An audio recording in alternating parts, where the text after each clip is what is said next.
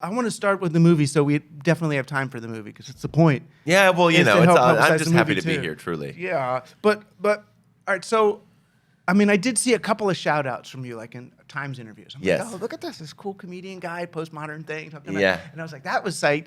And I don't know if I tried to reach out or not, but then when the 8th grade movie came out, it was like, Yeah. oh, this must be, I must talk to this person because I'm going to play a little bit of the opening of the movie. Hey guys, Kayla back here with another video. Okay, so the topic of today's video is putting yourself out there. Okay, so like, what does that mean? Where is there? Well, there can be anywhere that you wouldn't usually go, maybe because it's like weird or scary or something like that. Just the opening speech of Kayla, and I was listening to it and thinking, oh my God, this is Danielle, this girl Danny. At the end, I don't know if you saw this documentary I made called Generation Like. No. For Frontline, and it ends with this girl who's probably a freshman in high school, who's doing YouTube to try to get YouTube videos just to get famous for what by any means necessary. Yeah, right. And the sad part of her thing was her mother realized, or with her Instagram pictures, if she shows her body, her mother realized the girl gets more likes for some reason. Right, of course. And as if it's just a random for some thing. reason, yeah. So I'm finally asking the mother, who do you think's looking? And do you ever think about that? Yeah. But this girl, and she has these things called Danny's Do's and Don'ts, and she puts little cards up on the wall of things kids can do, and she's advising kids. And it's like the end of my movie as kind of this cautionary tale of look at where social media goes. Right, and then right. your movie opens with this girl sounding semi-coherent, semi-incoherent, Yes. like, all that. Yeah. And it starts out, I'm thinking, oh man, you're going to take down, the girl from my thing. But the movie ultimately opens, it becomes the opposite. It becomes, oh no, this is Danny's side of the story. This is Kayla's side of the story. Right. Yeah, I mean, the initial impulse for the movie was watching young kids express themselves online, and specifically like sorting the videos by upload date. So I was seeing, the kids that had 10 subscribers, the ones that were imitating the people that were being seen. Because as someone that was on the internet, that went viral on the internet, we tend to only talk about people that get attention on the internet, which are actually the least interesting people. And the majority of people on the internet are expressing themselves to no one and expressing themselves to something more like God, where it's just this sort of vacuum that they don't know if it's there or not. And they're calling out Because into we it. never even see her upload the thing. So there's even some question until you find out that she's got a few followers. Yes. Is she even uploading them at all? Or is she just making, Right. and is there a difference? Yeah, well, that's the question. And it really was watching these kids and seeing these kids speak and going like, if this were a performance in a movie, it would be incredible. Because when you'd watch the normal kids, with 10 or 12 views talk about their life, 10 things were going on at once. You saw them speaking. You saw them imitating the reference speeches they had in their heads of people they had seen culturally. You saw them trying to close the gap. You saw them reacting to their failure to close the gap. You saw them getting bored. You saw them, starting over again and reasserting themselves. And it was just also beautiful and transparent and layered and so different than the sort of traditional voiceover of a teen movie where it's just someone completely in control of their own narrative. I really wanted to talk about someone failing to articulate themselves, the sort of gulf between the idea that you have in your head and what comes out of your face. And like that is just so exaggerated and layered by the medium that these kids engage in. The medium of, and I do think that the performed version of yourself is not necessarily false, or not that it's not false, is that like I do think who you hope to be can be a more vulnerable truth than who you are afraid you may be. I think people are more quick to admit their deepest fears than their deepest hopes. Well, and because everybody's performing in these spaces, there's a kind of honesty. Okay, this is how I do it. And this is Yes, how you do it. exactly. It's right, totally. It's a non-actor thing. Yeah, there's an honest version of performance, maybe, or there's just something at that age where this sort of mechanism of how you try to present yourself is so transparent, and who you wish to be, who you are and how you present that. The clear different parts of that are so visible, and then as we get older, we kind of smooth it over and make it look like one thing. Well, we pick one, but it's like at 13, 14 years old, you're still very much, even in college, I think, you're picking what's the character you're going to play in this life. So here, there's a sense of, I'm going to try on this attitude or that attitude. But Kayla in your movie, she's so real. I mean, because in the very first video, she admits, well, I'm using these notes. Hold on a second. She doesn't cut that out. That's right part of it. Yeah, and that is what kids do. I mean, a lot of kids sort of, if you see a lot of vlogs, the uploaded video will be jump cuts. There'll be jump cuts and they'll cut out all the sort of white noise that is the most interesting thing, which it does actually give you insight into what they're actually doing. But yeah. Well, let's even, I mean, in your, I hate to jump like this, but in your Netflix, in the Happy one, in, what's it called? Make Happy. Make Happy. You show yourself going back to the stool with the little book there, as if, I mean, this is a show, the show backwards. Everything is timed. What are you going and looking at that little book? Yeah, of course. Well, as if you need the script, but maybe you did just to make sure I'm going to the right part. No, it was a weird thing where it was like part of the weird version of honesty that I was trying to do in that show was being transparent about the performance of it or the structure of it. Like, it's always, as a comedian, you're supposed to be honest on stage. And for me, like, I couldn't be honest about laundry. In order to get honest about that, I would have to go through being honest about what the form is, which is so complicated and strange to me. So I never got to the laundry part. That's sort of the joke. You know what I mean? I can't get over the fact that you're all facing this way and I'm standing on stage. And the sort of late realization that I had in my stand-up, which was I thought that sort of my anxiety as a performer was grounded in my specific experience as a 24-year-old male comedian with an audience. And then 14-year-old girls would come up to me after the show and say, I feel exactly like you do. And I'd go, what?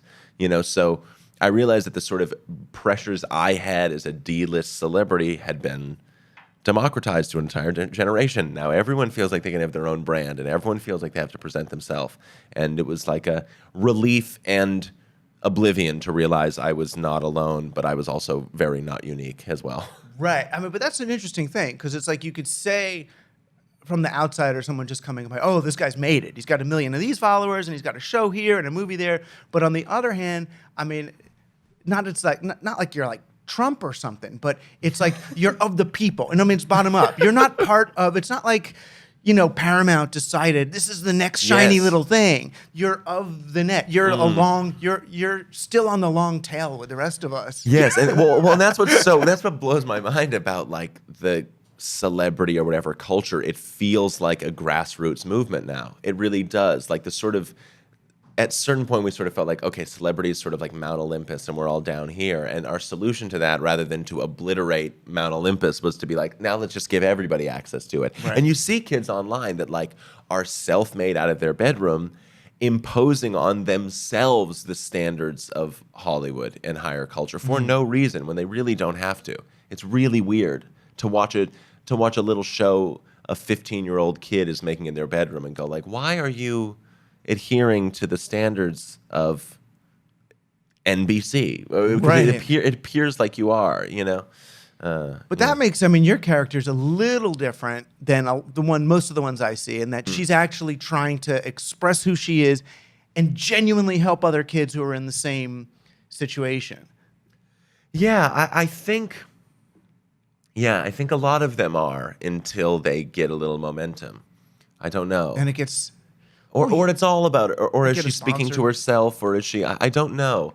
My hope was to try to portray, I think, a relationship with the internet descriptively and subjectively rather than objectively and with commentary. Right. I say, you're one of the few people in the world I actually will listen to commentary from on the internet. Everybody else, I feel like, we just actually haven't even gathered the raw data to have the conversation yet. And when I feel like art and thing is wagging its finger at me, I go like, this stuff is changing way too rapidly to feel like anyone has a helicopter view of it. And if they do, that means they're not participating. Yeah, but most of them don't. Most of them, I mean, it sounds so mean, but most of them are making the commentary they are for the likes. Yeah, exactly. No, they are. No, exactly. And that's what I actually feel like when I feel like that's my issue with a lot of like sort of ironic dystopian or satire stuff about the internet. Is to me it's talking about the internet playing the internet's game, where the internet rewards irony and meta commentary and sort of really quick thinking, fast, sexy, jump cut, loud stuff. And to me, I wanted to, in the movie, have a conversation or a portrayal of the internet that sort of is, operating on the level that the internet doesn't select for, which is something maybe a little more quiet and a little more long form. Because for me, the internet is self-satirizing, so I don't know how you ever get ahead of it. How can you be satirical of a Geico commercial? You mean? Right. When Taco Bell and is being as satirical as any show on Adult Swim, it feels sort of like the game is over a little to me. Yeah, I mean, and they started that way back when. I remember with some basketball player was on like Taco Bell, or he's talking, and they're showing like ka-ching, ka-ching, ka-ching in the corner how much he's made. For Of course. It's like, okay, so right. because you're revealing how much money you're making with this commercial, now it's true and authentic again. Yeah, and like totally not. And like, no, you can't just be a self-aware asshole. You have to actually stop being an asshole. Right, but they do insulate themselves from satire by being so meta. Yes, of course. You can't get ahead of them. Yeah, of course. And it's like, the people that, grew up watching Saturday Night Live and The Simpsons are now in advertising agencies working for Allstate or whatever the heck. So it's like, how do you do this? Like, how do you... Well, then you What's become the antidote for it? Well, then, like your movie or hopefully this podcast, you go human. You go the other way. Yeah, I mean, exactly. the one of the most startling things to me in this movie, it just felt the most kind of realized as a director, and that's the thing that kind of freaked me out. But it's another conversation because I went to all these film schools and did all the stuff I was supposed to do, and then you just did stuff. So, like the difference between Kayla's online world and the real world, the way the sound changes and the picture changes, it's like there's such an in-world, out-world sense in there. It was funny. We actually had to, her videos we did record them on a MacBook Air, but we actually had to down-res the footage because like 1080 actually looks a little too sharp to be a little real. So like in order to get this sort of just like textural difference, I was like, oh man, these cameras are getting a little too good. But even when she's like from with her ear pods on and you're on the screen watching what she's watching, you're just in that net bubble. And the sense when she pulls those earplugs out to then like talk to her dad at the table, it's like you're in Inception, like you're in a Christopher Nolan movie, like having right. Yeah.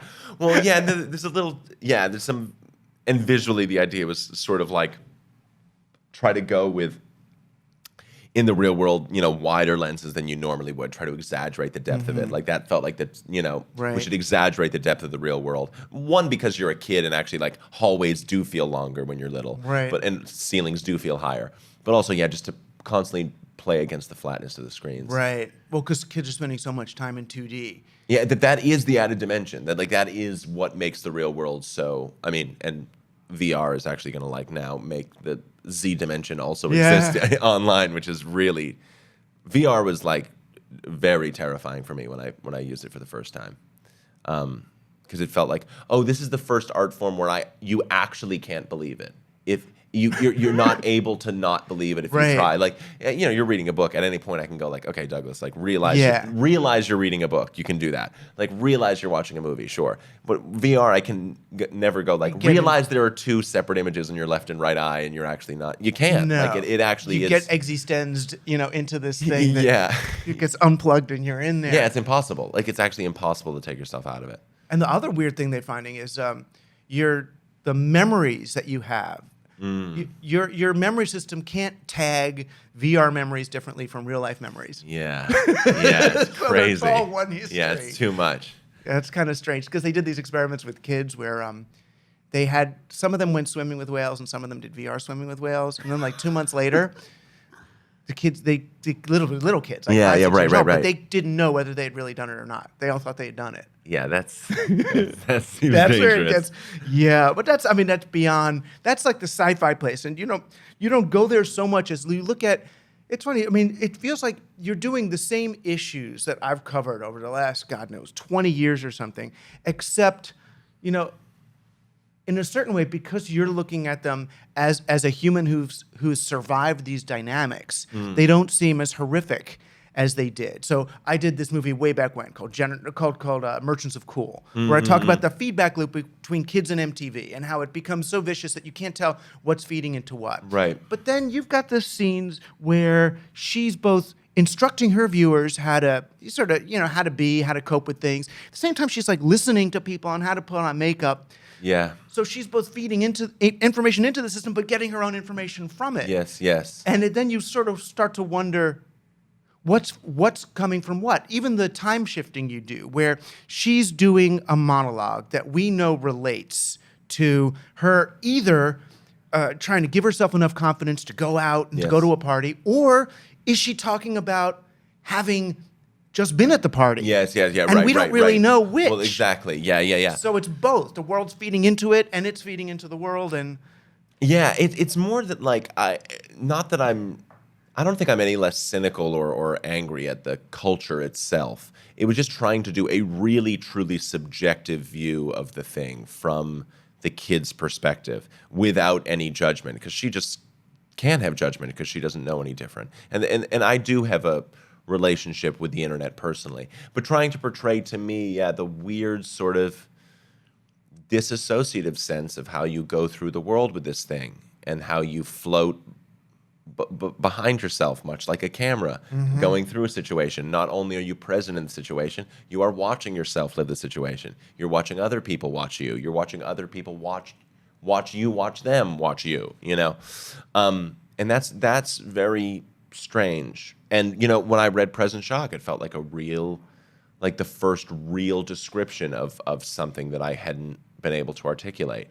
And what was so important to me about that is that it was a real subjective experience, a subjective description of what was going on, rather than I can't believe the sort of conversations we're having about the internet are cyberbullying and Russia. And it's well, there's something a little subtler going on. Yeah. There's actually something interior, something that's actually changing our own view of ourselves, our relationship between our head and our heart and our stomach.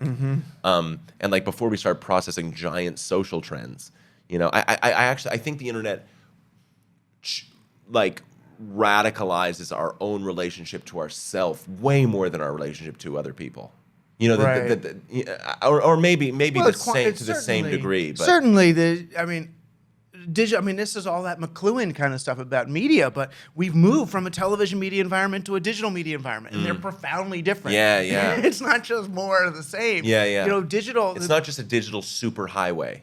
You know what I mean? I'm just saying, everyone thinks it's just a digitalized library. Faster. It's it's something it's a paradigm shift, obviously. It is. So for me, the weird thing I've been thinking about lately is how it all happens on memory. All processing is in memory. And that's why our whole society has become about memory. It's who were we? Make America Great Again. When was Britain its own thing? Memory and boundaries and everything being discrete. TV was so fun because it just mushed everything together. One world, one thing. Right. Well, maybe it is something to do with the need for, in the way that you described the sort of narrative collapse of things in Present Shock, that there is some need to now we really do spend so much time building narrative for ourselves, where and I sense with people that there is a real pressure of viewing my life as something like a movie. What am I?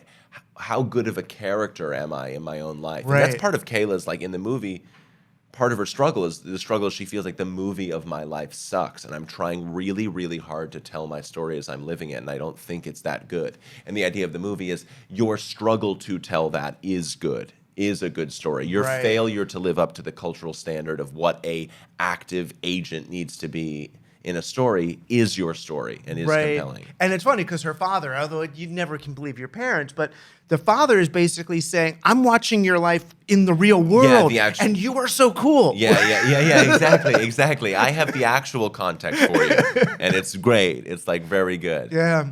I was a kid, and I know what that's like, and you're doing this better than I did. Yeah, right. But you can't hear it, I guess. Well, I was a kid too. You can't. It's your parents. They're making it up. But nothing truly awful happens in this movie, and it got rated R. Yeah. which is freaky. I mean, I still don't know how. Them saying nudes makes it R. Just them saying nudes out loud would make it R. Nudes? Nudes, which is crazy. Nudes? As in nakeds? Naked pictures. Them saying, like, were you sending nudes? Like that would make it R. So we never had a chance. It's too bad. Because it's accurate to an eighth. So it's like, okay. 8th grade is R because 8th grade is R. Right. So 8th graders can't be exposed to their actual experience. Reality. Well, that's the thing. It's like it didn't feel like our responsibility to portray a reality we felt was appropriate for kids. It's like culture's responsibility to create a reality. Right. It's so funny because the R, and this is weird to me, because the R changed my expectation of what was going to be in there. Right. So I'm waiting for the R. Yeah, so then there's this one scene where she's, in the backseat of a car with a high school student, and I'm thinking, oh no, this is going to be like date rape. Something awful's going to happen. This is the R coming. Yeah. Right. And it doesn't. And it was like, oh my God, no, this is just this level of understanding of our world is R. Yeah. Exactly. Yeah.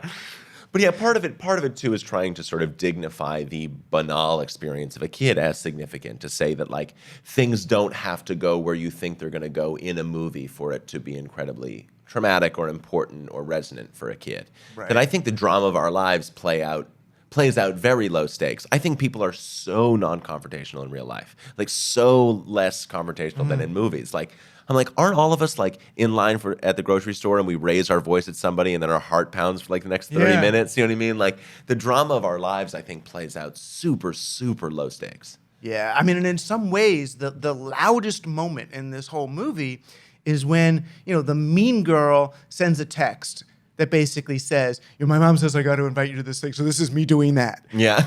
It was very real, but it was just like, ooh. It was that dagger, but it was the accurate dagger that of kind of our time. Yeah, and I think like what kids the bullying isn't existing in the same way. Like kids would love to get like a swirly or be shoved in a locker again, but it really is and this is your other book, Throwing Rocks at the Google Bus. I'm just going to plug you all, as if people don't know.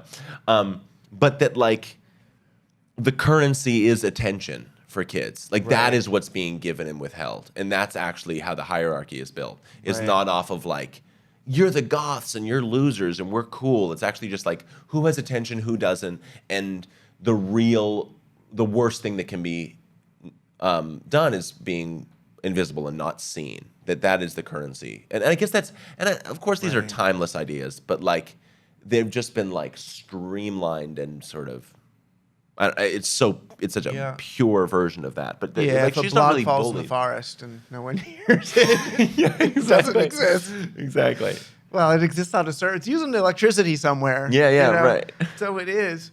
Oh my gosh. So for years I was thinking of going back and forth on the kids I was calling screenagers. That's what I call them, and it feels like screenagers. Yeah, love that it. was in the mid. I don't like iGen. iGen is very corny to me. Yeah, that Apple already. Some reviewers have called this movie about millennials, and I'm like, it's not millennials. They think it's millennials, and I'm like, no. Well, I'm a millennial. Yeah, she's the next thing. The next, exactly. What are Gen you? Z. Gen Z, yeah. I guess. Yeah, if they are. I mean, the Gen Z kids. I mean, because I was Gen X, so we should be back around to B or C by now.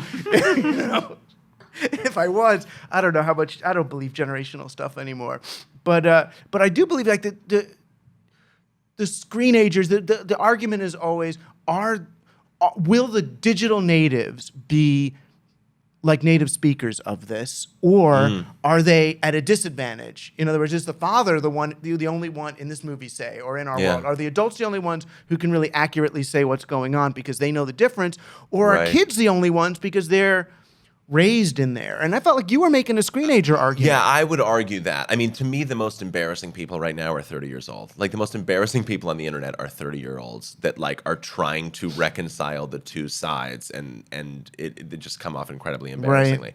And the kids are fluent enough in it that I actually think they give it less significance in a certain way because they don't see it as they don't see it as a threat. So they may be able to just process it in a little more low stakes, intuitive way in some way. I don't know. I'm encouraged by seeing them. I think they understand like the superficiality a little bit better, or maybe they just don't they don't bristle at it. But But yeah, I mean, the whole country and the culture is completely on fire because of the internet. But that seems to be because of adults on the internet. Yeah, you more said than this. kids. You said this thing in Make Happy. I'm going to play it. They say it's like the me generation. It's not. It's not. The arrogance is taught, or it was cultivated. It's self-conscious. That's what it is. It's conscious of self. What the social media? It's just the market's answer to a generation that demanded to perform. So the market said, here, perform everything to each other all the time for no reason. It's prison. It's horrific. It is performer and audience melded together. What do we want more than to lie in our bed at the end of the day and just watch our life as a satisfied audience member? I know very little about anything, but what I do know is that if you can live your life without an audience, you should do it. They say it's the me generation, that all kids need to perform social media, but that all kids need to perform. But you're arguing less that social media is making kids like this than kids were raised with this need to perform, and social media, you're sort of saying social media markets the answer to them. Well, yeah. But then becomes this prison. Yeah, well, I certainly, this like ridiculous idea that it's like a narcissistic generation where it's like, where do you think they got these values? Like, these are things, like if you watch a baby with an iPad, you realize like, oh, this thing is designed to appeal to us when we literally can't even think. And like, it's just there's entire buildings full of, hundreds of employees that are meant to create things that market to the base wants of 10-year-olds.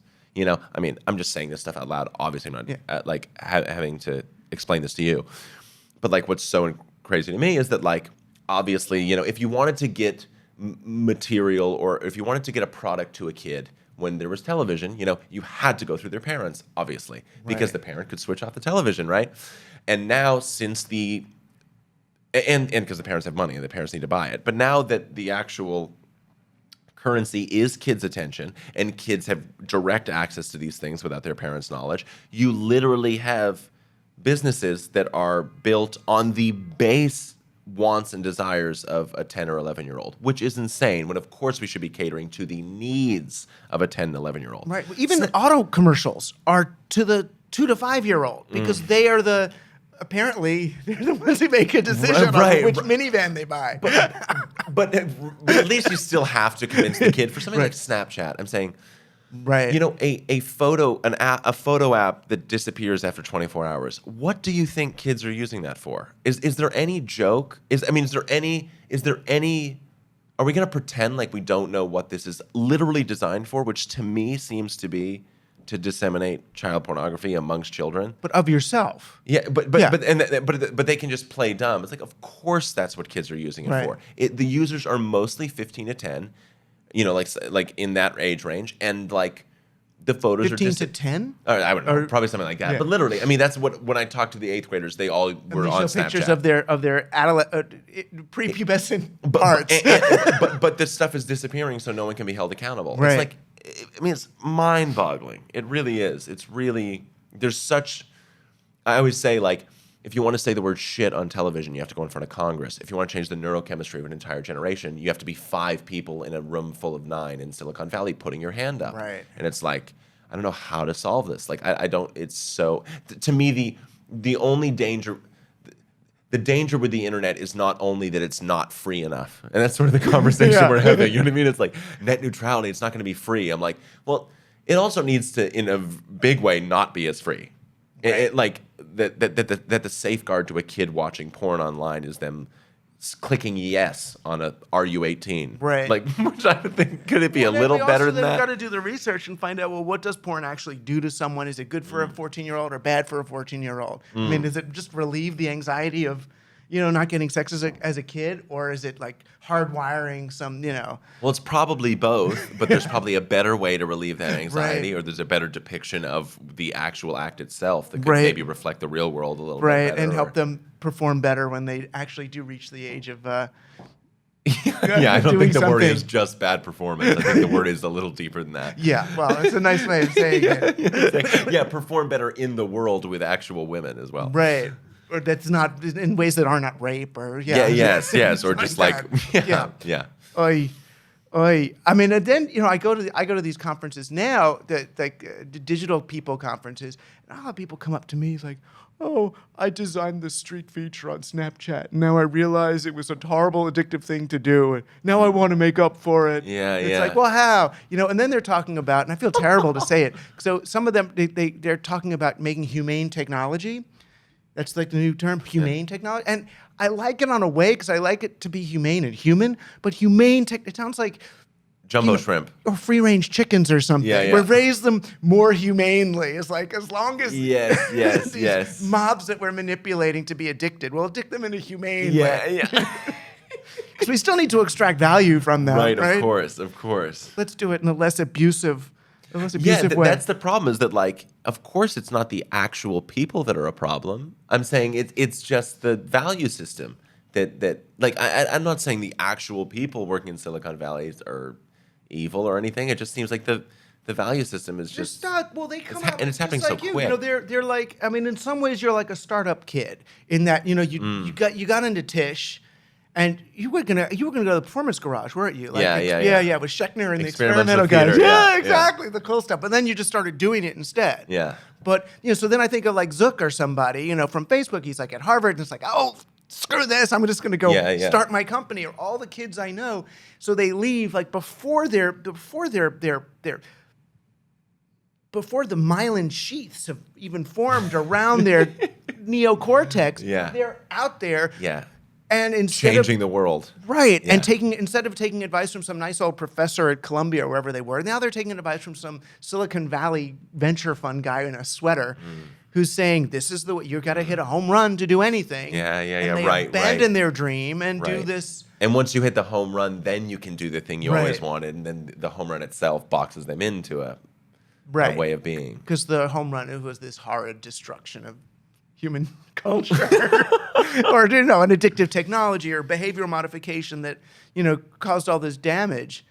I mean, it's tricky, but I hate the word like this, you scaled. I mean, in some ways you are, what you've done is the happy side of the YouTube phenomenon or the Facebook phenomenon. It's like, well, this is what was supposed to happen. A creative person comes in and does things and yeah, I mean, well, that's nice. Yeah, it was a struggle at every single turn. I had to resist everything the thing was telling me to do, which is like, I put out a comedy special every 2 years. I would get 10 tweets a day. Are you dead? What happened to you? Are you, what I mean? Like, to disappear. That's the problem. Right. Is the creative process means to disappear and work on something and not to give a little bit of yourself every day. I mean, you breathe. You breathe in, you breathe out. Yeah, right. and like, it was really hard to not want to put a little bit of something out every day. Right. And that's really, really tough. It's like, and I talk to, young kids a lot about, that are wanting to get into this and get in the creative field. And it's like,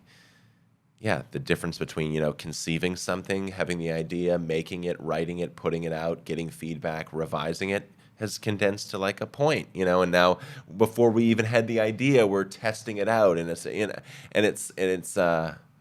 that's really hard. There's a real assault on the creative process where it works really well for 24-hour news cycle or someone that wants to do a reality sort of daily. TV Or I'm saying there's some people that are built for that. There's some great sort of daily commentators that should have Right. that. But if you look at YouTube, like it is all that. It is all of the moment, instant commentary, aging like milk, and so for people that were more interested in longer form things that take some time, you have to resist a lot of impulses to because it's very scary to think, oh my God, I'm dying.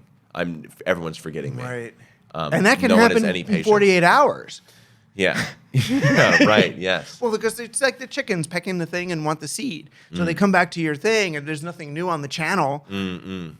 Yeah, of course. And I just had to like sit back and think like, that good stuff will be seen or whatever. And Well, also you can't surrender to the rate that the market wants you to churn out stuff. right. And it's crazy to think that like that's that thing operating at the artistic level, and then it operates on the personal level, which is just so crazy to me. And that's the conversation that you've had, but I just can't believe we're not having, which is like, for me, and all these stupid. You have much better explanations and metaphors than I do. But my metaphor is always like, took an hour to get to work in a horse and buggy, and then we made a car and we can get there in 30 minutes. Great.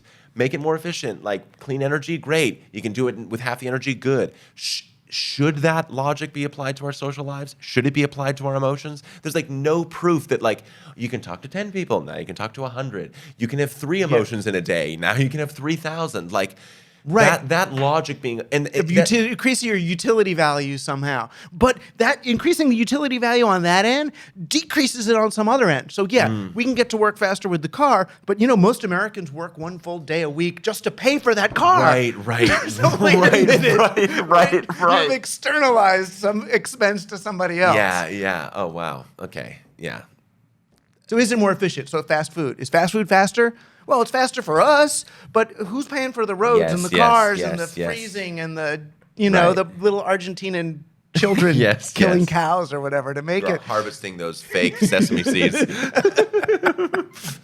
crushing their children's tears into small sesame seeds. Well, it's true. Even the smartphone, we all know they're sending the kids into caves in Africa to get the rare earth metals to make those things. So it's like, this whole idea of this sort of jobless, efficient future that we're moving into, it's actually less efficient, more polluting. Yeah. We could employ a whole lot more people and do things more humanely. So can you answer, why do you seem to have such effervescent joy when describing all of these things? Where does that come from? Life is pain and suffering. Yes. Well, I wonder where that comes from. It's the same as you, though. It's the same as you. I was going to look at that. You talk a lot about, and people just hate this argument in this era of Black Lives Matter and Me Too and all. But you're basically saying, look, I am white and privileged and acknowledge that, but that doesn't mean I'm happy. And that's really upsetting to people because it's like, well, wait a minute. You don't deserve not to be happy if you're white and privileged. Yeah, I have patience for that argument, though. I understand that. Not even patience, it sounds condescending. I understand that. I think that sort of infighting on the liberal side is just collateral damage from trying to seek justice in a world where it seems like justice is so inherently failing us. So I get that. Right. You know what I mean? I get that there's like sort of a messiness and a little bit of infighting and the collateral damage in that is so small next to the actual crime that's been committed, which is a psycho is running the free world, like a legitimate psychopath. So, and I feel like the danger is we sort of falsely equivalize, or whatever the fucking verb is, equate the most insane. See, thing more that's ever college, happened. more college. Exactly. The most, a psychopath running the world with some college students overstating their opinions a little clunkily. So but I understand that. And I think there's a way to do both, hopefully, which is acknowledge the specific circumstances of people that have been disenfranchised and have not gotten a voice and specific pains that are felt that way, while also acknowledge but we're also we all have parents that are dying and we all love our pets and we're all sad. And I do believe, a lot of the most significant experiences of the human condition are shared, and that was part of even the story. Right. I was not a 13-year-old girl, but also it's actually what I go to art for. The most significant experiences I have had watching art, the art that I connect with most personally tends to be art that I do not demographically align with. Right. I'll watch Moonlight and go, man, I was never anything like the people in this movie on the surface, but I feel like Chiron. I feel like I'm a heterosexual white male, but I look at him and go this is me. Yeah. I feel like this, and that's so beautiful. I saw that movie Lucky. You ever see that? It's with David just, Lynch is in it, and just passed away. The main actor, Harry Dean Stanton, is in it, and it's nothing like our lives. It's it's almost like trailer park out in the middle of the desert kind of people, but it's so human. Yes. Which is what the whole point of this podcast was wait a minute, we have this shared humanity that we're on team human. Which is really a reaction to Kurzweil and those folks saying, let's just upload consciousness to a silicon chip. So insane. Yeah, and that humanity is something other than this utilitarian value we're talking. Human beings can't be measured by our efficiency. Workers can, but we're not workers. We're humans. We're measured by our weirdness, by our ability to make contact, to experience intimacy and joy and wonder and weirdness. Yeah, there just is. I just do understand like what happened 18 months ago when he was elected. You know what I mean? It was very significant and felt like for a lot of people a sort of perfect metaphor or whatever, condensation, whatever the hell, of this thing that looks very white, looks very male. Right. And so I think that's right in a pretty significant way. So I get maybe in trying to address that and trying to sort of tear the culture. Right. I feel like everyone's like understandably tearing the culture apart and going like just looking at every piece going, how the fuck did it end up like this? At the same time, the internet was so behind it, and it's like, well, the internet was supposed to be the great equalizer, and now here it is really enabling and reinforcing the dominance of the worst racist, sort of white male, of course, Gamergate-y stuff. Right, and then the sort of battle for our soul is happening on his turf which is like, you're not going to out-tweet him. Right. Twitter is his medium. We're not going to solve Trump by passing fortune cookies to each other. The very medium will always reward what he's doing, which is obvious. Is it surprised we're having an oversimplified conversation on fucking Twitter? Right. I mean, that's like that's where I feel bummed out, where I go like, but it's both things, Twitter gives, visibility to people that never would have had visibility, and it has set the culture on fire. So I don't know. I tend to be, more forgiving of clunky solutions to this insane problem. Right. Do you know what I'm saying? I'm trying to find a middle ground between, people thinking, whatever the thing is that. The sort of, and again, I'm not necessarily calling the people that sympathize with the psycho themselves psychotic. I'm I trying. hope that there's That's what I've been doing since the beginning, is trying to empathize between with them and SJWs, which I think is what do they mean? mean? What are they upset about? What is their argument? And actually, to be brave enough to really wrap your head around what are they? Well, they're saying, look, you guys had 8 years of a black man. He didn't solve the thing. He didn't make the black people richer. He made the white people poorer. And that's not the direction we want to go. So let's put one of our guys back and let's try to raise all boats, whatever, join our thing, fight, compete. I understand they feel like, in some ways, they feel like their civilization won. White, the white European civilization won, and now we got all these Jews and liberals trying to promote the multiculturalism of all the loser cultures. Right. And that's going to bring us back down again. Yeah, that's white supremacy. Right? It is white supremacy. Yeah, that's just white supremacy. Yeah. It is, but they feel like it's a weird zero-sum mentality, or I guess they feel like if we start enabling or promoting cultures other than theirs, then there's not enough to go around. Yeah, well. I mean, terrifying. It is, and that is a terrifying misunderstand idea. Economics, but they're living in a corporate landscape that follows that logic. Yeah, right. Zero sum, extractive, growth based. Right. Competitive. We should be racially competitive in the same way we are economically. Yeah. What's so crazy to me though is the way the conversation is spun, as if like liberals are bringing up race all the time, which sure, but like as if liberals introduced the non-white people introduced the concept of race in America, where it's like, come on, I mean, give me a break. This was. I was having I was at this dinner party last night at this rich woman's house. It was a birthday for a nice person, but the rich woman was saying, look, it's been 200 years now since slavery, or 150 years. How crazy. long do we want to do entitlements? When can they just lift themselves up? And I'm trying to explain, well, look, there's a different starting place, that white people have on average, 10 times more assets than black people. So that if you have more assets, and even if you both got into college, the person with the assets can then do a gap year or a free internship. The kid who's got to pay back his loans or work in his parents' restaurant doesn't have that luxury. And that logic to them looks like some kind of entitlement or weakening. And then there's the intangible sort of cultural markers, that I think are starting to be described now, which I understand are articulated probably poorly, because it's so hard to grasp at, like, what people would say the meta whiteness of the American narrative, or the whiteness of just the idea of success. And it's certainly not my job to fucking pontificate on it, but I'm open and listening to that stuff. Well, and you're chipping away at it. It's so understandable that when that is trying to be addressed and described, it's not going to be done perfectly.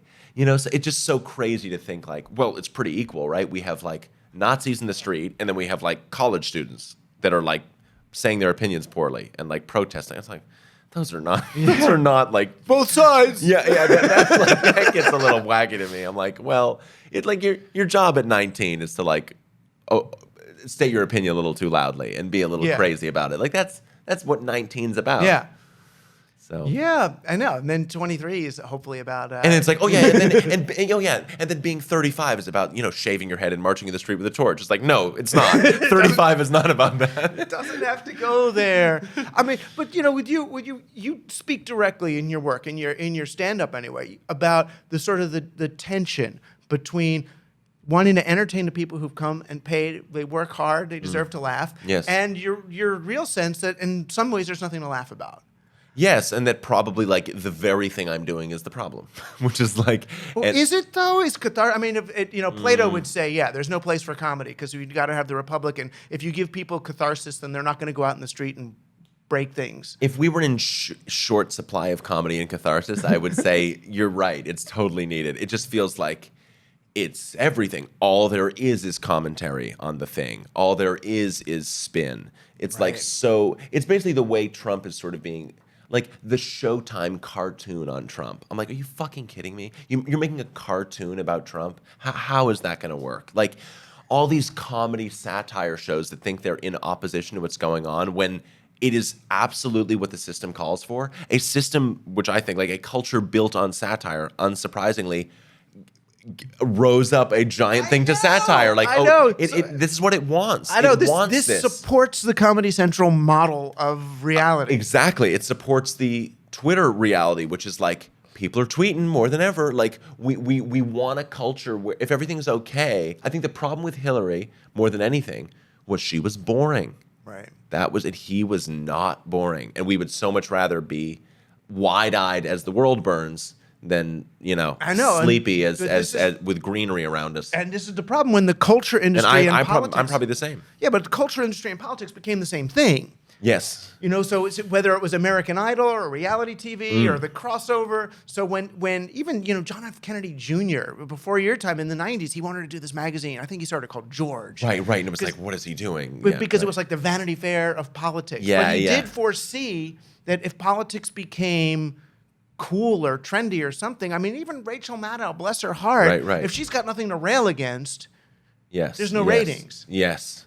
But it's also not, it's everything. It's not just culture and politics. It's culture, politics, family, friends, and there's all existing on the exact same plane, exact same conversation, level of analysis, attention, and it is perfectly expressed by your Twitter feed, by your Instagram feed. You scroll through that thing, and in no particular order, you will see your mother, your friend from college, the President of the United States, McDonald's, and it's all existing not only in one place, but also on this tiny little thing. I also think like the size of the screen isn't talked about enough in terms of how we feel about it.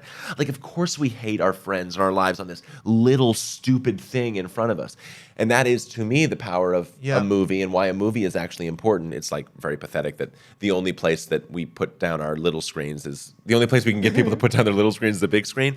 But like, at least it's a big screen, Gloria Swanson would have said, whatever. The screens are getting smaller. But it's important to me that you see like for my movie, a 13-year-old girl's story bigger than you, that you are humbled before something that is human, that it is very humbling to be before a large image. And when all those human stories are now just going to television, it's like, no, it's very significant that we say that also there is something epic about the human condition as held within a small girl's story. But you know what I mean about the feed. I feel like that is like, it's not just culture and politics that's melded now. It's literally everything. It's really It's strange. The weird thing that happens to me, though, and you talk about it in one of the shows, when I watch a movie and it is bigger than life and I am following these characters, I almost surrender to the filmmaker for... you criticize it as listening to Katy Perry lyrics for I like what should I Katy do with Perry. my life? Yeah. But I mean, as a joke. But I start to look at it as if the message of the movie is going to now teach me how to live. So the answer of this girl, what she decides, should be my lesson on how to deal with my daughter and my wife and my career and everything. Right. And I realize that me, even I'm 50-something years old, supposed to be smart guy, still so desperate for just an answer. Yes. Yeah, it's well, that's what's so strange is like, you've laid a really hard task before yourself, which is, I mean, you've been doing it for a long time, but like, this is an interesting question for you. Does your work to, I don't know, have a grasp of the current moment feel cumulative, or does it feel like every fucking 6 months you have to like just write an entire new script? Do you notice a narrative? Do you There are notice these a direction? shocks. There are these gaps. It's like, if you're snowboarding and you hit an ice gap, there'll be this gap. Like Trump is elected. Uh-oh. What? Now what does it mean? Yeah. But then eventually I find powder again. And it's like, oh, okay, this is just a recapitulation of this thing and all Okay. that. So I do feel like there's been the main battle for cyberspace since the beginning, which reflects the battle for human consciousness. Between this growth-based market thing that got started in the Renaissance and all these folks are behind, Right. and this, more of a kumbaya, let's be intimate with other humans thing. Yeah. But I am concerned. I'm concerned about the survival of the species. It seems, unless there was a real radical shift, which there could be, a whole lot of people are not good. I mean, I start looking at the wall they're building down in Mexico, and I realize, that's not for immigrants. That's for climate change. That's for when they're all running up out of the desert that Brazil becomes or whatever. Right. And that's the truth, is that like this entire, of course, like the entire conversation we're having, this entire problem is a problem of privilege. Just that but man, first world problems got weird over the last 10 years, didn't they? I'm saying first world problems, the joke used to be like, I have to pick up my cappuccino machine broke. And now it's like, I'm in a meta prison of my own mirrored image all the time. I mean, it's like... Well, and that's just the psychological one. The other one that's coming to bite them in the ass, or us in the ass, is you can't, once the world becomes too small, you can't externalize everything forever. All of those toxic waste heaps that we've been sending over to China or Brazil or somewhere else, they're here. Yeah. They're here. The people are angry. They're here. The angry people are here. Oh, man. But you can't just externalize forever, which is why, and I just did this piece last week based on these, I met these billionaires who were, I thought I was doing a talk, one of my regular talks, and it was just in this little green room, and it was 5 billionaires wanting to know survival strategies for the apocalypse. So it ended up with the question of, how do I maintain control of my security force after the event?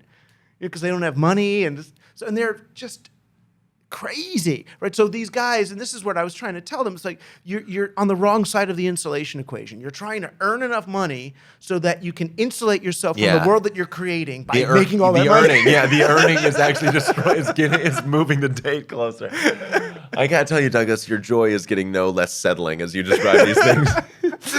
But so first I looked at it, I said, well, look, I started to think this when my daughter was like 6 or 7 years old. I was thinking, well, look, even if the worst happens, she's gotten 6 or 7 really interesting years of life. God, it was better than not living at all. I'm not going to feel bad for bringing a human into the world when at least there was that experience. She played, she'll make it longer than that. I mean, before things come apart, but they're coming apart for real people right now. Yes, I mean, yes. the millions of immigrants sitting on in cities that are about to get covered with water or whatever from rising tides, and no one wanting to look at the immediate short-term low cost of moving people compared to the long-term high cost of immigrants coming when you least expect it. So I don't know. I'm not optimistic, but I'm still hopeful. I'm still pushing hope. And for me, it turned. I mean, you saw I did all these books, and they're all so facty. I mean, I found out facts and history. Yeah. And now I'm back to back to the very beginning, my first kind of cyberdelic origins on we've got to change the way people understand the human story. It goes back to art and narrative. I was a theater geek. I mean, so so now I'm going back to it, realizing I don't really have the technique for But there was a lot anymore. of that stuff. That is what I responded to in the books. I mean, that's what I felt from them. I felt that they were very deeply human and understood at least the value system of them seemed to be the way that they register on us personally. Right. I'm saying even throwing rocks at the Google bus, which seems like it ostensibly could be some giant sort of big Post-capitalism economic thing. yeah. It was like, no, like the currency of the time being attention is very personal. Right. And that really thinks of like, oh, how much of my day, what is my free time? What is my attention? What is, this thing really is going after my conscious experience of the world. Right. That is so deeply weird troubling. to think, yeah. And no one thinks of it like that, but of course when you describe it, it is so obvious that is that what's you happening. go back to the conquistadors were colonizing land, yes. and now the new corporations are colonizing attention, brain space, because that's the only free space left. Yeah, But crazy. it's a little scary, but then you go at it in 38 minutes. And to make happy for Stephen to edit this, if you got the song "Kill Yourself," which is really almost the funniest part in that whole show, but it seems to be that that's your marriage of the horror that you're feeling with the entertainment that you want to give. Right. And I feel it's like you want to share your truth, but at the same time, these people have been working all day. They paid $30 to get into this room. Are you just going to give them a bad trip? Oh, also, no, like I also I want to make a show. You know what I mean? Yeah. I want to make it fun. Like, Right. I would get bored as shit if I was doing that. Like, I like a show. I like it to be funny. I like it to be entertaining. But yeah, what I was railing against for a long time was just like, I felt like, okay, I'm in a position of culture, so I need to just rail against what I think is bad culture. Right. And I wasn't really being honest to the way I was feeling, but I was feeling like, okay, my job is to, and I like that, but the sort of tools I was using, satire and cynicism and sort of commentary for, I just got exhausted with, and it was like, okay, you know what, I'm going to work the other way. I've been punching up for so long, I'm going to look to just portray down, But yeah, it was a lot of going after, I went after Jimmy Fallon a lot, so I can. Yeah. Now I can't go on the Tonight Show to promote my movie. You went on Kimmel though. I like Kimmel. Yeah.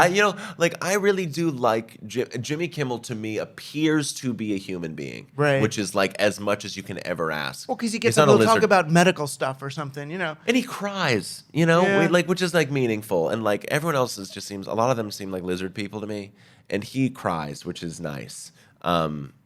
Right, he's not just mouthing lyrics of girl songs or whatever the. It's just and whatever, you know what I mean, and it's actually effective, and I watch it and I laugh at this stuff, and I it's not that I don't think Jimmy's a bad person. It's also I'm a comedian. Everyone toughen up. It's so stupid that it's comedians are only supposed to make fun of the people in our lives, and we're supposed to make fun of every other job but ourselves. Of course I'm going to make fun. I'm a comedian, so actually the thing I'm most qualified to do is make fun of other entertainers. So I make fun of them. Yeah. The lip sync battle's stupid. That's I mean, I can at least say that, right? And we can all not go crazy. And it's rehearsed. And it's just the most incredible version of backwash in terms of culture that we're literally getting celebrities to lip sync to other songs we know. It's just the most 2018 or 21st century weird meta version of non-entertainment as entertainment. But apparently it's just so weird and strange. It's weird, and I always feel like there's some amount of ridicule under it all somewhere. There was this moment. But it's all tongue-in-cheek. Yeah, all entertainment is failed not trying, or we're trying but not really, wink wink. It's it's Deadpool too. Deadpool as well to me is this weird thing where it's literally $1 billion corporation winking at you, saying it's in on the joke, and I don't want my $1 billion corporations to break the fourth wall. That just makes me feel sick to my stomach. Some Dada-esque fucking, $200 million movie. I don't like that shit. Right, that's for Mystery Science Theater's allowed to do that. But even so, it's But now it feels like we're doing Mystery Science Theater on the Mystery Science Theater. And when that stuff is 30 years old, you know, when Beavis and Butthead's 20, you know, and SNL is... David Foster Wallace wrote a lot about this. Like, his, like, essay in 1989, E Unibum Plurus, or something like that. It's all about sort of fiction writing and television and really taking down, like... Or really going into... irony and the sort of toxicity of irony and how it doesn't really mean anything anymore. You can go meta and once it's or 30 twice. years old. Yeah, but then and eventually we're still doing you the get same thing. Yeah, but I mean, kids in your movie they bond over Rick and Morty. Yes, and that's just genuine. And I've never even seen Rick and Morty. You know, They go meta, but at least they're But that was the hope. Was to like go like it's actually. And I don't care if in 10 years people don't get the reference. It's not about the reference. It's about like. The fact is, like, this weird... Yeah, exactly. That the most meta show in the world, these kids are having an emotional connection over it, and they're really just seeing that they're not alone in the world. So which is the main thing. It becomes the medium through which they bond to each other. Yes, Lateral. yes. And that is the beautiful thing about culture. And if it's meta culture that gets us there, great. But what's important is the getting us there. Right. And sometimes meta culture can, and you actually see this like in a lot of the Rick and Morty fandom, meta-cultural pieces can encourage people to also be disassociative in their own life. And isn't everything bullshit and isn't that cool? But you know what I'm saying? That you feel that. You can feel like, you know, where the cultural disposition is just like, man, everything is bullshit, huh? So let's, you know. Well, the thing that you do, I mean, the thing that I want to learn... Trump fans are ironic too. A lot of Trump. Oh, totally. A lot of Trump. They get it, but that's they're the other in on thing. the joke. He is joking a lot of the time. It is wink, wink. It's like, yes, I said this today, and I said that yesterday. Whatever. Yeah, you know. Yeah. It's like so you're not going to do an ironic takedown of Trump, right? You mean because that's working? Right. That's his what game. He's impervious. That's why the thing that actually will work against Trump is true, is earnest, is innocence. But that's and the thing that you did. And this is the part that I'm confused about. I mean, I know, Citizen Kane, Orson Welles did when he was 24 or something. So you're young, you can do that. But you got moments like, and I'm like, no spoiler alerts because it's not a spoiler movie. Yeah, it's not a spoiler movie. There's like a moment where this kid, he has her over for lunch or dinner, and he tells her, you can pick any topping you want because I like them all. Yeah. So you can have whichever. Don't worry about using one that's my favorite. Such a human moment. It just makes me want to well up. That is so human. So what's your process for deriving the reality of dialogue and situation? This almost Chekhovian, level reality. The initial impulse was watching those videos and transcribing them sound perfect, not just word perfect. You know what I mean? So the script really is written like, so the thing about being yourself is like, I'm reading this off a piece of paper, But also, I did a lot of acting when I was young and but it's like high school plays, right? Yeah, but I had. Or did you go do summer stock? It was like high school plays and things. But I had, learned from my theater teacher. The greatest thing you can do for kids is give them ownership over it, empower them to, be themselves, and a lot of it was empowering the kids to be inarticulate. There's a lot of kids want to show up into a movie, and now I have to be in a movie, so I have to talk like this. Right. Well, they get Disneyfied. Yeah. And the being a kid is you just drank a glass of milk and now like you're talking like this, and you can't form your words. So that was a lot of it, of just getting them comfortable, and that's actors in general feeling like you're in a safe space to fail because you need to be right on that edge to get anything spontaneous. It's the weird sort of oxymoron of like doing a film, which is you plan and budget and schedule to then get on the day and capture something spontaneous, which is all on the actors at the end of the day. So I like to think I'm very much an actor's director and really just try to service them. Create that safe space for them to do. And know how to agitate them and also like be in the scene with them. I feel like I have to kind of act in order to direct. I like really feel like I want to be like the little voice in their character's head and really be with them. But at the same time, I mean, did you learn, axis and size of shot but you didn't go to film school. You didn't go to USC to learn axis. Say. No. So how do you figure that out? I think making things prepares you to make things, across the board. So I had been on my own creative process and been screenwriting for a while and, had filmed a few specials. I directed my specials and a couple other people's specials. And I had 8 months before this movie was made where, because we had to shoot it in the summer because of just budget issues. So I read a book a week and watched 5 movies a day. And I mean, I had been preparing in the years before that, but really put myself through a crash course to do it. But also it is a group effort. But yeah. So there's an AD who could say, you're going to cross the line if you shoot from here. Yes.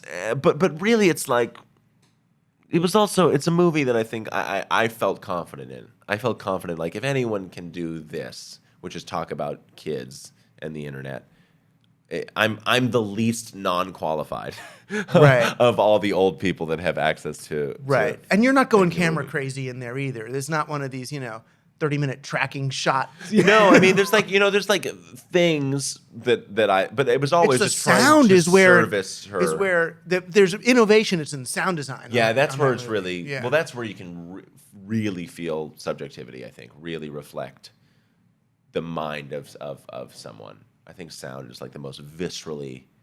It can sync an audience's heart rate with a character's the easiest. I think. Yeah. The other, I didn't talk about it before. The other thing that's so striking in that movie is how much, how do you say better, how much classically prettier the girl looks when she's making her YouTubes than she does in real life. Well, she's done herself up. And it's the flat screen. It's the pixel. What is it actually? Low grain technically? or it's not. It's low resolution? It's called digital blocking. I think it's blocking in streaming when that happens. But it smooths out the skin and everything, and it compresses everything. Because then you think some other girl is looking at her it's easier for her to say because she's so pretty and perfect. Right. You see her in real life, it's no, she's a regular person too. Yeah. It's because everybody looks so good on these things. And that's what's crazy about And again, these are questions we don't ask. We put a 40mm lens on an iPhone, and now kids can take beautiful compressed portraits of themselves. Right. Should they be able to? I mean, there's not even a mechanism to ask that question. The should question is just never introduced. I don't know what the solution is. I think I certainly think women in tech will help. I do think that's actually the major. That is why, just to across the board, just diversify the tech community a little. Yeah. So because they're making decisions about all of humanity, they probably should be representative of at least some of all of humanity. Yeah, they're ready to scale at any moment, right? That is true. But how do you think, is there any way to ask the should question does that happen? It does. Well, to ask the should question, you have to pause long enough to ask it. And pausing is itself seen as the enemy of the market. If you pause, then you shouldn't. you slowed it down. And while you're pausing, someone else is getting to market. Right. But that's my whole thing. Press pause is the whole present shock message. Press pause and be. I mean, and your movie does that too. It's let's experience some life. And that's what it's funny. The kids in the movie are so immersed in social media that you realize that they're not. Yeah. That they actually do experience life. Yes. Which I think it's just background. It's just like Gravity or something. Exactly. And for people older than me, it is people in their 30s and things. It is this other thing, and so it becomes, I don't know. It's like older people are smoking and kids are just in smog. You know what I mean? Just in some smog city. Right. They're probably both going to die early because of the effects of it. But they're just living their life in Hong Kong. Instead of taking smoke breaks every 2 seconds. Well, yeah, but then as this stuff gets embedded in the environment, it'll be a little different again. Right, exactly. You don't go online. Right. It's just, I'm going to use that last 10 minutes. Let me use that on my YouTube because it was already filmed by my over-the-shoulder drone. Yeah, exactly. And that's the interesting thing. Sean Baker, who made the Florida Project, it's a pretty, in theory, almost verite movie. It's a very realistic movie, but it's all Steadicam. And that's a shift that's happening now where people actually recognize Steadicam as realism because we have stabilization on most of our iPhone cameras. So the shaky sort of handheld camera that used to signify in movies realism and naturalism is actually going away. And people in younger generations are actually recognizing a stable image. So movies are naturalistic movies, which I think mine are able to be a little more traditionally cinematic and yet still feel real to people. You don't need that second camera person just whacking on the camera. Yeah, no, and that actually feels incoherent to people now. Yeah, well, that was the whole sort of MTV Sports reality. There was this guy, Leslie Decter, who shot AT&T commercials. And he had his assistant camera guy Right. bang on him while he's trying to shoot it Yeah, to create just that, to- yeah. that look. I'm waiting for the vertical video movie because I wonder I know. because everyone hates that, and I think and I almost wanted to do something in the movie for it but couldn't figure it out, and someone will know how to. I think that frame is just so unappealing. The vertical frame, there's no good framing. Well, and for it's it. not like our eye, unless Exactly. you're Our eyes sideways. are, yeah, exactly. Have everyone in the theater go sideways Yeah. to watch a vertical movie. And you're back where you started. I want to let you go because I know you got a day of movie publicity and stuff. I really to don't, do. but yeah. You don't? I don't. I have nothing, but yeah. They should have booked you a whole day of stuff. I have had days. That's right. Monday's dark. It's like Broadway. Okay, beautiful. But it's funny because I feel like I do stand up. It's basically my job. The books support my stand up career. It's like stand up philosophy or something, or nonfiction stand up. Yes. But I was a theater kid, but the theater was just I got so sick of it because of the Aristotelian arc and the way all the endings and all. I got tired of theater itself as a form, and only rich people could afford to go. Right, and it was all right. that. So this felt like it was, and multimedia was such a cool story. I wanted to tell it. Right. But in your stand up, in addition to like sharing that you've got anxiety, you're in pain at certain moments, and that there's this dynamic between pleasing them and expressing yourself. You said in one of those tracks, you said I'm declining. And it kind of worried me to think, well, declining like Freddie Prinze declining? It is like, are you a comedian in trouble and are you shouting for help? Yeah. David Foster Wallace, Spalding Gray, they all left us, Yeah, no, I don't. I do not struggle with depression. I don't have depression. I struggle with anxiety, and on the road, it was just a sort of crisis of that. I was having panic attacks on stage. That stuff has subsided, and I did address it by sort of not doing stand-up for a while. I haven't done stand-up in a bit. But that was like, the thing is, I also applied a theatrical principle to my honest confession as well as my comedy. You know what I mean? Right. So I am leaning into that stuff to make it feel, as hopefully visceral as it can. But yeah, I feel good. And really is me saying that out loud is the best thing I could possibly do. The people you really have to worry about, I think, are the people that are not expressing their feelings. Because that's what I was doing for a long time, and it was not good. So being able to speak it out loud was very, very helpful. And also just to work with other people. I was just so tired of my own face, my own head, and trying to express my feelings only through myself. And to be able to express myself not through other people, but actually with other people was like absolutely incredible and meaningful. Well, that's the great thing about making a movie. It's a team. That's why I started the Team Human thing. Writing is lonely. There's a lot of books. Yeah, right. There's a lot of words sitting alone. Yeah. I'm like, this is not good for me. On a certain, So to do this was the idea. Let's have a team. Let me use the platform I've built so far to have other voices and promote other people. And that it makes me happier. And the obvious question, I didn't see people asking it. But the obvious question to ask after Make Happy is what now? What makes you most happy? It was this. It was this movie. Also like my dog and my girlfriend or whatever. But it was this movie. It was going like, I'm just done with me for a little bit. I have to be. I have to think that I have something to say that is not necessarily only me, only about me. And I'm more interested in other people and other people's experiences. And it was this sort of revelation that I had at the end of Make Happy that led to this thing, which is that my particular experience is not particular. I think it is actually like very, very common to my generation. And that that being a performer, having a brand, being your own publicist, maintaining yourself out loud, is not unique to my circumstance. It can actually be seen in the regular life of any old 13-year-old girl just going through the world. And I actually found that it was actually more significant. And I felt like she was more me than I was.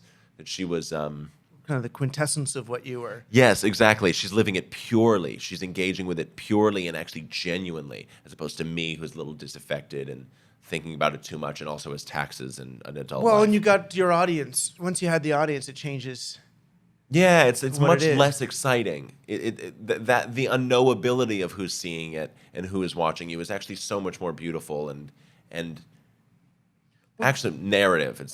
It's the correct choice. God's not supposed to show up and say I'm real now. You know what I mean? It's not supposed to happen. Right. I mean, the other thing that makes... It's like prayer. Her vlogs are like prayer to me a little. Huh. Well, right, and she does pray.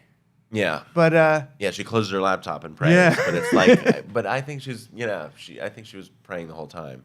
right. Or it's almost, I mean, I looked at it almost like sort of like new age affirmations. Yeah, a little audio, like out loud vision boarding too, a little Tony Robbins, Right. all that But stuff. then in another positive way than YouTube, if kids are doing that, if rather than, putting on a fart mask or something to get a lot of likes. Eating peppers till they puke. Yeah. Right. I mean, well, your work, your comedy also, you got a following without resorting to, the antics. You weren't, slapping asses and, like my poor little kid, baby scumbag, this skateboarder who found out he got a whole lot more views. He's a little, 14-year-old kid, but he's slapping little Latina asses on the screen. He got way more likes than the show. You did the show, But the antics of today are the, standard of tomorrow. I'm saying at some point, doing comedy was the antic and the real seriousness was whatever. So maybe in 30 years it'll be like, and you got it done it the real way. You were slapping asses instead of these awful kids who are selling out doing all right. this. You remember that quaint videos you used to make of yourself vomiting? Yeah. God, those were the good old days. Yeah, remember when there was integrity? Yeah, exactly. Oh my God. When are we? Are we good? We're like at 11. I should let you live your life. You're from up there? You're from like Boston or something, aren't Yes, you? just north of Boston, yeah. My parents live in Gloucester. Gloucester. Yeah. Sounds like people doing scrimshaw or something. Yeah, it's a fishing town. It's a heroin town dressed up as a fishing town. Oh.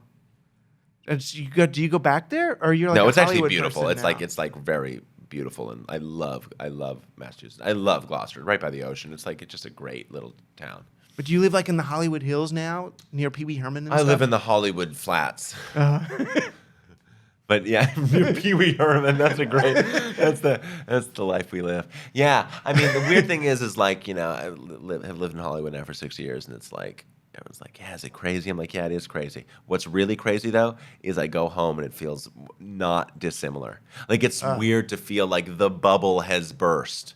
And now everyone's, there's no one in Hollywood knows any more than people in Hollywood find out shit happened from Twitter. You know what I mean? Like everyone knows about it all the time, instantly. There's like, yeah. Yeah, it is weird. There is no discovery process. When I was a kid, you'd find out about a band from your cool friend who would then take you to that section of the record store that people kind of didn't know and then show you, oh, this is that genre. Or to find, if you were going to find like Black Sparrow Press and Charles Bukowski and these. It was like this journey. Now it's like everything is one level deep. Yeah, no, I don't know about that because there's rabbit holes to go down. That's and true. there's kids are really the fandom of the world is I think as fractured as ever, is totally atomized. And that's what's great. Like live performances as good as ever. People are going to concerts more than ever. And there are, at the time there used to be 5 comedians that could sell out arenas and no one else. And now there are 200 comedians that can all sell out theaters. And there's there's not as many, it's just like the shows. There's 1,000 shows instead of, 4 of them. And so I think there's a lot of You can go see stand-up at the mall. particularized. Palisades Mall has got a stand-up. Oh, right. comedy Yeah. place. So that's, I think culture is being more geared to people, but it's also who's the guy? McKenna? Culture's not your friend? Terrence McKenna? Terrence, did he say Is that? him? Yeah. Culture is not your friend, which I think is the great, beautiful quote of it's the whole lecture he does, where it's just just so you know, culture, I know it feels like the warm blanket that you have, but it's it's out to get you, obviously. It's not necessarily has your best interest at heart. But I say all these things as someone that's in love with culture and someone that all I want is the next book from my favorite author or the next album from my favorite band. Yeah. All I want's that next Steely Dan reissue. Yeah, and I would say you're on the right track. I spent 20 years avoiding culture for fear of getting sucked into the awful commercial something that it was, Right. or the need to maintain some nonfiction objectivity on this thing before we're sucked into the vortex and all die. Yeah, and I would say the nonfiction objectivity is like actually that's the tough thing for me, is that like if you have enough objectivity on the current moment, you have no business talking about it. And then like being fluent in the internet as someone robs you of your ability to articulate long form. That's what's like that's the, and you seem to be like the only person I've found that's able to sort of straddle that line of being actually literate and yet literate. You know what I mean? Literate in the thing and then also able to speak about it. But I really don't do the net well. I mean, even when Blogger came out, I was like writing these big 1,200 word pieces. And I remember Evan, the guy who started Blogger, everyone says, yeah, it's not what they want. Blogger really is. He's like, well, you do whatever you want. You can do whatever you want with the service. But a blog is just like this daily. If I write a paragraph, that's all you have to do. Yeah, right. They asked me when Twitter started, like they asked Steven Johnson and me, a bunch of people said, you could be a charter member of Twitter and we'll tell people to subscribe to you. And it was just a baby thing. And I was like, I'm going to say things in 140 characters? Give me a friggin' break. Are you kidding? And it's like now, it's like I'd have 10 million followers. It would have been the right thing to do. Right. I mean, I just didn't. So yeah, partly it's my inability to function there that makes me able to talk about it. Right. And I'm trying now. It's like, oh my God, it's a friggin' podcast. I felt wrong. I felt it was inappropriate to even have a podcast. If I have a platform with major publishers, if I could get on NPR, how dare I use up the public space with a podcast? Wait, explain that. It feels like I feel guilty because like a podcast is for someone who doesn't have access to NPR or doesn't have access to a publisher. You can do a podcast that is not fair. It'd be like, Brad Pitt making YouTubes or something. It's like, dude, get off YouTube. Right. Well, well, I do feel that way when I look at YouTube and the trending page is all music videos and Tonight Show clips. And I'm going like, this is supposed to be of the people. Yeah. Yeah, I mean. But I still feel small enough. I'm allowed, but. No. You are the Brad Pitt of publishing. Don't sell yourself short. But no, I think whatever the value of your conversation more than compensates for whatever, space I'm using up. Well, yeah. And also like. And NPR's not going to run this anyway. Yeah, and avoiding hypocrisy is the death of everything right now. Like there are so many things that are not being done because people are worried about being hypocrites, and like that just can't. You can't breathe without being a hypocrite. Yeah, and it's like it.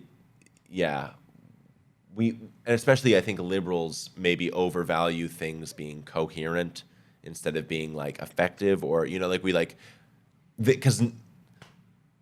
The other side's not worried about being hypocrites, so like I don't know. It's hard. It's tricky because I mean that's the thing that you'll never leave the house if you worry about being a hypocrite too much now. Yeah, I mean Frank Luntz, the Republican pollster, was once. I was having this conversation with him about fairness and tactics and all that, and being hypocritical, and he's like, "Look, Doug, you want to win." Right. That's the right way, right? Because that's the actual value system there. It's just win or lose. Or just like it doesn't matter if your business is hypocritical. It's just like, is the number green or red? Right. Green, you did it. Yeah. It doesn't matter by any means necessary. Even Malcolm X said that. Yeah. Right. Any means necessary. But I don't know. I mean, I'm all into process. I mean, I do think figuring out.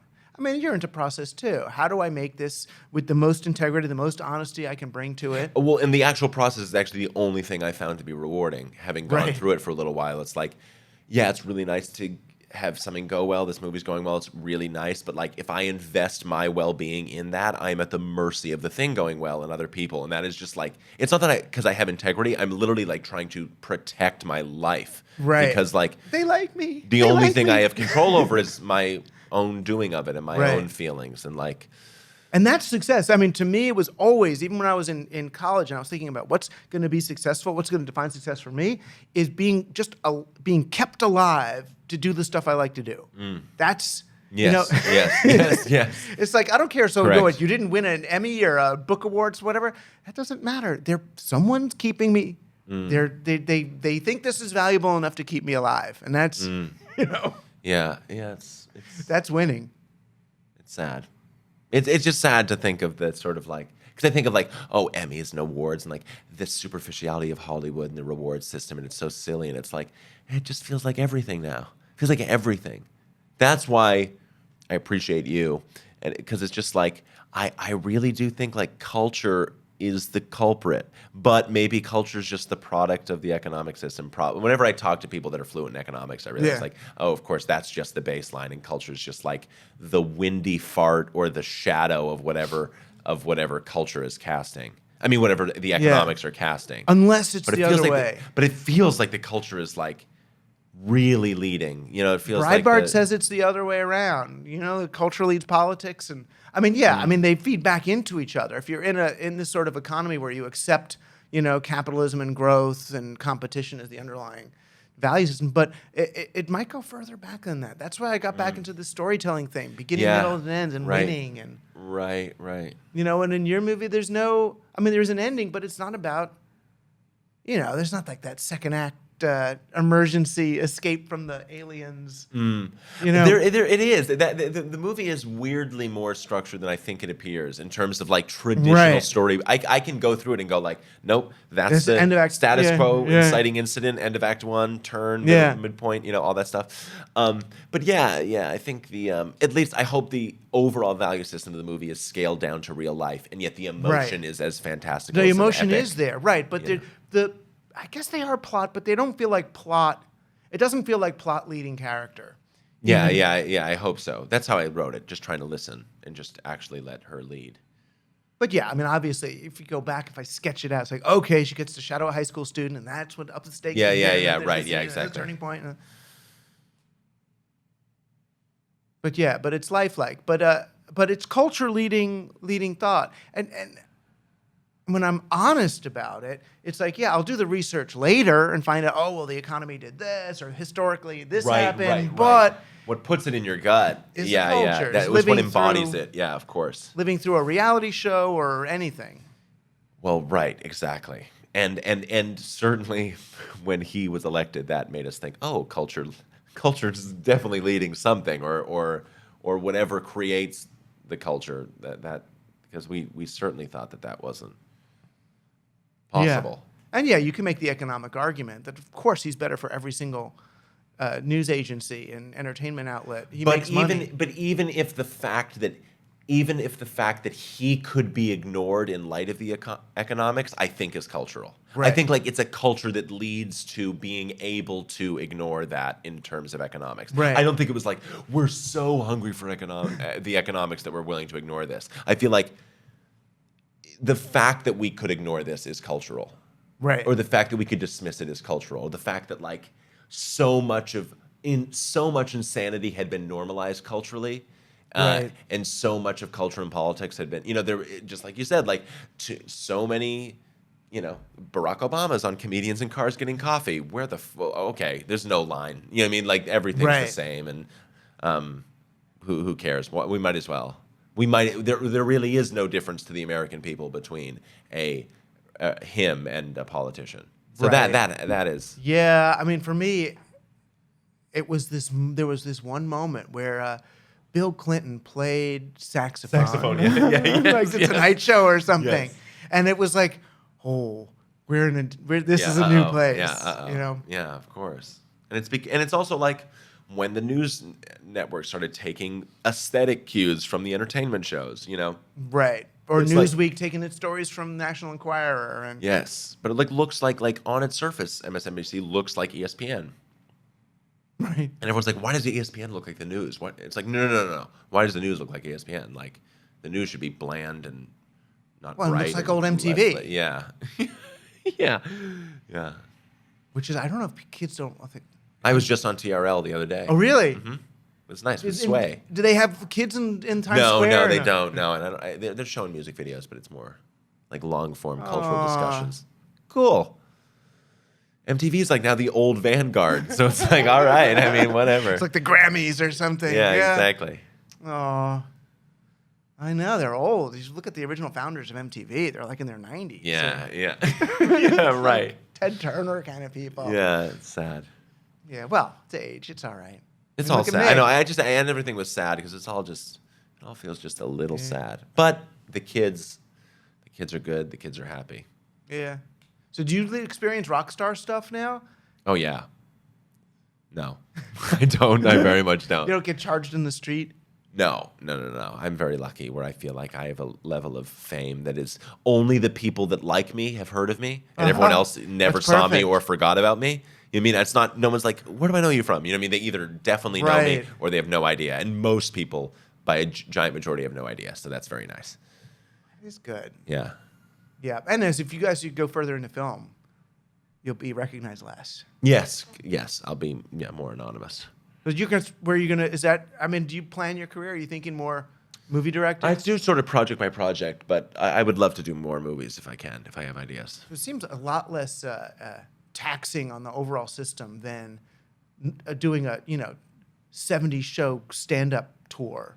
Yes, that is tough. That is taxing. Psychologically, much more taxing. Film is actually probably more exhausting, like physically. Right. Because you're getting up at 5 a.m. for the Yeah, live it's just on like this a lot, one. and it's just like we've done a full year every day of working on this movie, and stand-up's just like mentally a lot. Yeah. Well, and just like insulin and hormone levels and stuff. You got a show and you're doing a thing. Yeah, and it's like a lot of adrenaline to be pumping through you every night. I'd get off stage and be like, "Oh, I broke my thumb," and I didn't feel it until I got off stage. I mean, that just is what happens. Yeah. You just can't help the adrenaline. Yeah. And you do scripted all the time, or do you ever just go? I improv random? with the crowd. Yeah, in cities, like when I'm in random cities, I'll improv with the crowd all the time because it's just fun. It just makes it less boring. Yeah. But the special will just be the scripted stuff. Right. Well, it has to be, I guess, because they're shooting it 20 different times and. And you see specials that open up with like Denver, hey, a lot of weed here, and you're going like, most people are not in Denver watching this special. Why do you just cut that bit? Right. You changed your shirt in one of them magically. Yeah, it was a continuity error. Yeah, I talk about continuity errors. And then my shirt changes. Yeah.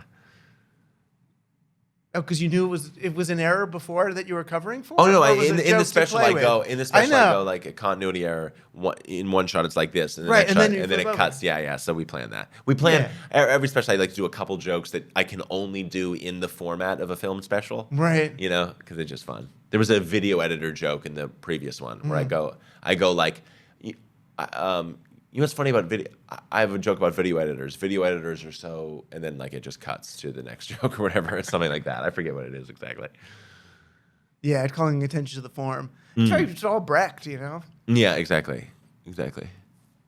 Just, yeah. We're going to keep running out of batteries. All right. Well, we got 2 good hours here, I think. Yeah, well, this was really enjoyable. Yeah. I mean, I appreciate your time. I hope we could be friends. Yes, I hope. Well, yeah, I hope we can run into each other more and I'd love to do more things together, or just hear you speak about things, because I just really do think, like, you have done a lot to form my opinions, and not necessarily even form my opinions, which I think is like, I think better than that, you've given me the tools to pretend to be able to talk about it or whatever. You know what I mean? Like, given me the framework to at least ground what I already felt and what I think a lot of other people feel. And I think that's the best thing you can do for someone, is just like illuminate what is being already intuited and but it's not being able to be expressed. Right. Give some historical context, or just come up be with words. Yeah, just words for a feeling that, like, because what I do think you're talking about a lot is like tummy stuff. Right. Even though might seem heady on the surface, it's actually much more about like how it's registering in our stomach and on our nerve endings. Right. And I was just trying to give, like, that's what Present Shock was for. So here's this feeling. Let's put this name on it. Yes, this is yes, schizophrenia, yes. when you've got more than one instance Yes. of yourself at the same time. And I said when we were trying to come up with a title for the movie, I said like Present Shock's the best title. I said it's already been taken, but I'm like, Present Shock. You is can such have it incredible- always. Such incredible. Titles are not, you can't copyright a title. You can? No, you can have any title of mine that you would ever want. Oh my gosh. You have free reign to all my stuff with or without credit. Heck yeah. And it's on the record. Or if you need a media theorist for a cameo, yes. I have a SAG card. Yeah, dude. I got it for doing an Apple commercial that never aired. Oh, it was great though, and I know Steve Jobs loved it. It was one of those Errol Morris commercials. He was and they had this apple, and I was trying to explain that apple was the forbidden fruit and the tree of knowledge and the whole thing. And Jobs was like, "That's great," but like Shia Day was like, "This is fucking heady bullshit. we can't put this on television." Yeah, like just have a guy like in a hoodie and a guy in a tie, and then just talk like have them. They figured out simple. The simpler, the better. Exactly. It's about screen resolution, not about the forbidden fruit of the apple. Yeah. Oh well, let me try. But stay in touch. I got your. That was so funny. The cool thing is, it's like, how do I contact him? And I was like, oh well, I'll talk to him on Twitter, and then I see, oh, he follows me. Yeah. He follows me. He really follows me. And I was like, oh my God, I could DM him then because he follows me. Yeah, that's the irony, all this stuff. At the end of the day, though, we're still getting like the exact dose of dopamine right when the thing hits. I'm like, oh, I got retweeted. When I saw your DM, I was like, oh, it's the same thing. It's awful. It is, and it works. But it works. It works. That's the reason. That's the whole thing is that like, I'm in it. I'm as much of a victim of it as anybody. Yeah. It's like not me speaking with authority. It's me trying to describe myself. I am as susceptible, if not more, than a 13-year-old girl. Right, but then being open to it, letting it run all the way through you, and articulating it afterwards, there's a career in that, And that's daring. That's the daring to do it in an unguarded way, to be open to whatever these experiences are. Mm. Yeah. It's all. I feel it's like Johnny. What's his name? The jackass guy. But in some way, Knoxville. But in some ways, that's what we're doing. We're playing with our brains and our hearts. Yes. And as long as you come back with some piece of truth about what you experienced, it's worth something to everybody. Yeah, we just hope the truth isn't what was sort of brought back from Jackass, which is this is as much as we can withstand before we break. You know what I mean? Like, I don't think we want to find what that line is. No. Or then you get what we think we get, which is like just the country on fire and shootings and all this stuff. It just feels like we're pushing ourselves to go like, okay, and then, because you can't go back from it. It's not like you can go like, okay, all right, the country got too obese. We need to pull back on it. It's like if the country just goes insane, it's much harder to pull back than other things. Right. If it just, you can't fry a whole generation's brain and then go like, okay, let's, Right. The collective neural system is just. Yeah, we're just going to have half of a generation being therapists for the other half, and then them switching role or whatever. I have no idea. We just don't. I don't think we need that. No. And it's in the water at this point, so it feels a little irreversible. We'll see. Okay. We'll see. We're Thank building. you, Douglas. Thank you. The movie's called 8th Grade, by the way. Yeah, I think if we said never it. said the title. 8th Grade. 8th Grade. The movie's called 8th Grade. Oh, you're supposed to be doing titles. Can you say, I'm Bo Burnham and I'm on Team Human? Yes. I'm Bo Burnham and I'm on Team Human.